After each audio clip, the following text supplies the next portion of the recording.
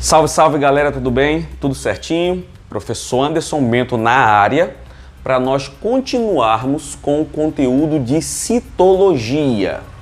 E o que a citologia estuda? Citologia é o ramo da biologia que estuda as células. Nós vamos estudar as células, ok? Professor, e o que nós já estudamos referente às células? Nós já estudamos a membrana plasmática, estão lembrados?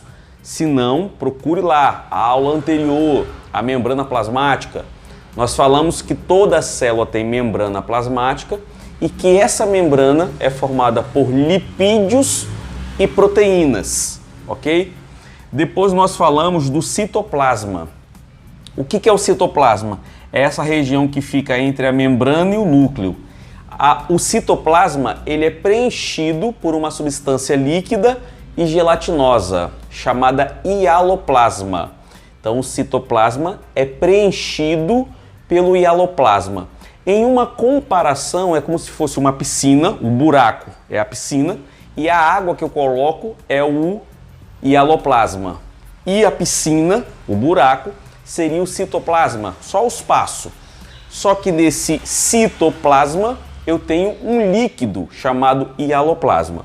No hialoplasma eu tenho as organelas celulares, né? Que nós já estudamos todas as organelas e as funções dela. Se vocês não estão lembrados, relembrem, peguem o vídeo, retrocedam, tá? Revisem. E hoje nós vamos falar do núcleo. E o que é o núcleo? É a região central da célula. A primeira pergunta que você vai fazer, todas as células têm núcleo? A resposta não. Existe uma célula no nosso corpo, uma célula, só uma, que não tem núcleo. Vocês sabem qual? Não? Então vou dizer agora.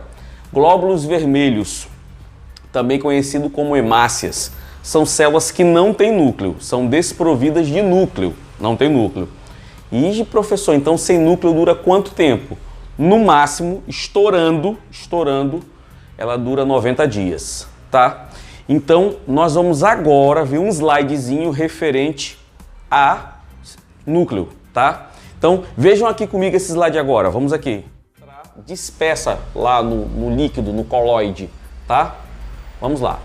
Agora, nós vamos falar dos cromossomos. Professor, não tinha cromossomos, eram 4 estruturas, concordo. Vocês lembram que eu falei o seguinte, vida de célula tem quantos momentos? 2. Quais são os 2 momentos da vida de uma célula? Interfase e divisão celular. Concorda comigo? A célula faz interfase ou divisão celular. Qual foi o momento que nós utilizamos para estudar as estruturas do núcleo? Estão lembrados? A interfase. Nós estudamos na interfase. Células eucariontes na interfase.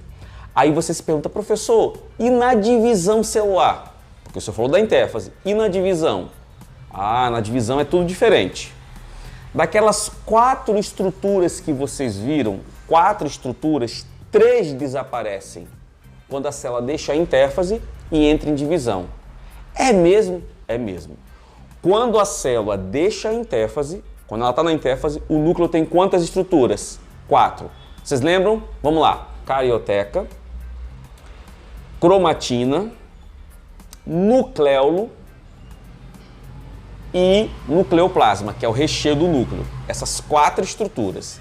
Quando a célula deixa a interfase, que é aquele momento que ela está se preparando para a divisão celular, e entra em divisão, dessas 4 estruturas, 3 desaparecem. E só fica uma, que se transforma em outra. Professor, então explique melhor. Vou explicar agora.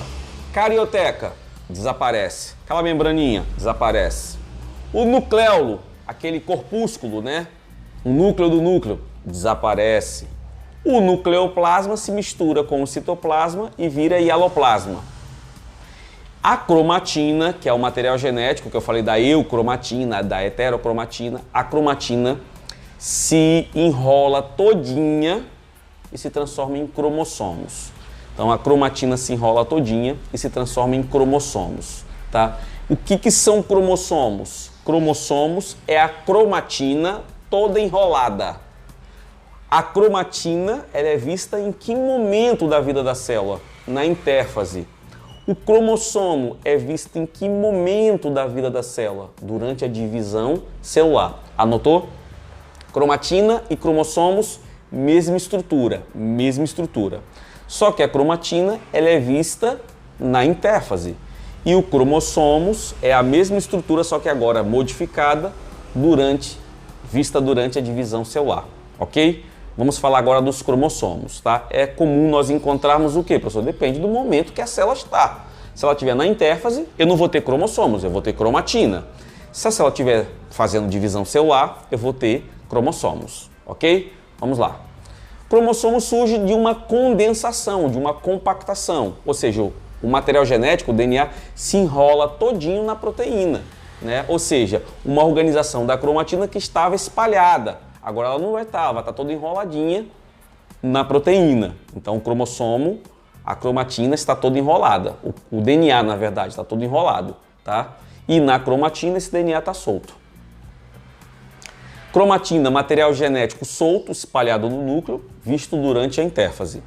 Cromossomo, o mesmo material genético, só que agora todo compactado e visualizado durante a divisão celular. Eu posso ver cromossomo durante a intérfase? Só durante a divisão celular. Cromossomo é cromatina toda organizada. DNA mais proteínas específicas, tá? Que é a histona. Então tá aí o cromossomo, como você está vendo, essas bolinhas redondas são as proteínas, esse fiozinho é o DNA, todo enroladinho nelas, tá? Essa é a cromatina. Vamos lá. Professor, vamos agora entender um pouco da estrutura do cromossomo, tá? Percebam que esse cromossomo, ele tem quantas perninhas? Duas, percebam, ó, ele forma um X, né? Ele forma um X, se você for ver, é um Xzinho. Ele tem duas perninhas. Essas duas perninhas eu chamo de cromátides irmãs, tá? Esse X, ó, o Xzinho, cromossomo, cada uma dessas perninhas aqui que você está vendo, ó, se chama de cromátides irmãs. Esse cromossomo está duplicado. Por que duplicado? Porque ele tem quantas perninhas? Quantas cromátides? Duas. Mas eu posso ter um cromossomo com uma única perninha, com uma cromátide? Pode. Aí ele é simples. Ele pode ser duplicado, como você está vendo, ou simples. Você percebe que tem o ponto do meio. Olha lá o meiozinho, o meio. O ponto de união. Esse meiozinho a gente chama de centrômero. O meio onde os dois X estão se tocando. Tá? Que a gente pode chamar de zona de interseção. É o centrômero. Centrômero vem de centro, é o centro do cromossomo. Então o cromossomo tem as duas cromátides irmãs, as duas perninhas, e tem o centro, que é o centrômero, tá? Tá vendo nessa imagenzinha o centrômero aí, ó? Centrômero, pronto.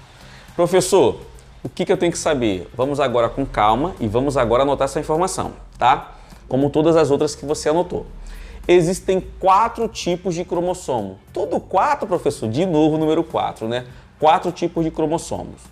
Esses tipos cromossômicos, eles são classificados de acordo com a posição do centrômero, tá? Se o centrômero estiver no meio, fazendo com que a parte de cima e a parte de baixo tenham o mesmo tamanho, esse cromossomo é chamado do tipo metacêntrico. O braço de cima e o braço de baixo têm o mesmo tamanho, metacêntrico. Se o centrômero estiver mais para cima um pouquinho e o braço de cima for menor do que o braço de baixo, esse cromossomo é do tipo submetacêntrico. Se o centrômero estiver bem próximo da extremidade, fazendo com que o braço de cima seja bem pequeno, comparado com o braço de baixo, que é bem maior, esse cromossomo é do tipo acrocêntrico. E se o centrômero estiver lá na extremidade, ou seja, não tem mais braço de cima, não tem, só tem o braço de baixo, esse cromossomo é do tipo telocêntrico. Anotem. Cromossomos do tipo telocêntrico, nós seres humanos não temos. Nós não temos cromossomos do tipo telocêntrico, ok? Vamos lá. Agora nós temos alguns termos que são muito importantes e recorrentes em provas referentes a esse assunto. Cromossomos homólogos. O que são cromossomos homólogos? É bom lembrar que quando nós recebemos os cromossomos, nós recebemos um do pai, outro da mãe. Então no primeiro par, olha o nome par, se são par são 2. No primeiro par, eu vou ter quantos cromossomos? 2. Um vem da mãe, outro vem do pai. Esses cromossomos que estão no mesmo par, um vindo da mãe, outro vindo do pai, são cromossomos homólogos, vizinhos, tá? Em cada par nós temos 23 pares. Anotem, nós temos 23 pares, que dão um total de 46 cromossomos, porque cada par tem 2, né? 23 pares. Se cada par tem 2, então eu vou ter um total de 46, ok? Células diploides. Vamos pegar um exemplo de uma célula humana. Uma célula humana, como já foi falada, ela tem quantos cromossomos? 46. Se eu estiver estudando uma célula humana que tenha 46 cromossomos, ela está completa. 46, essa célula é chamada de diploide. Ah, professor, se estiver completa, diploide não é um número. Diploide é a quantidade de cromossomos completo.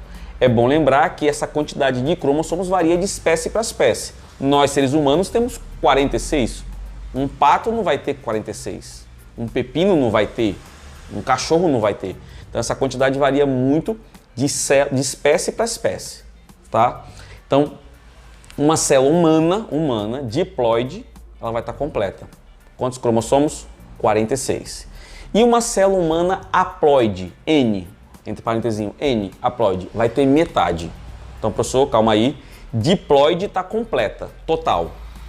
No caso de nós seres humanos, 46. E haploide? Haploide vai ter metade. Metade, no caso dos seres humanos, 23. Anotem. Professor, mais informação importante sim. As únicas células que nós temos no nosso corpo, as únicas que são N, que são haploide, que tem metade dos cromossomos, são os gametas. No meu caso, o gameta se chama de espermatozoide. Se você que está assistindo essa aula for uma mulher, o seu gameta é o óvulo. Espermatozoide tem metade. Óvulo tem metade, porque na hora da fecundação, o espermatozoide entra no óvulo, aí vai vir 23 do pai, 23 da mãe, formando uma célula completa, diploide, com 46, que é o bebezinho, o embrião que vai nascer. Então metade vem do pai, metade vem da mãe. Então as únicas células nossas que têm metade dos cromossomos são os gametas, ok? E genoma? Genoma é o conjunto de genes, né?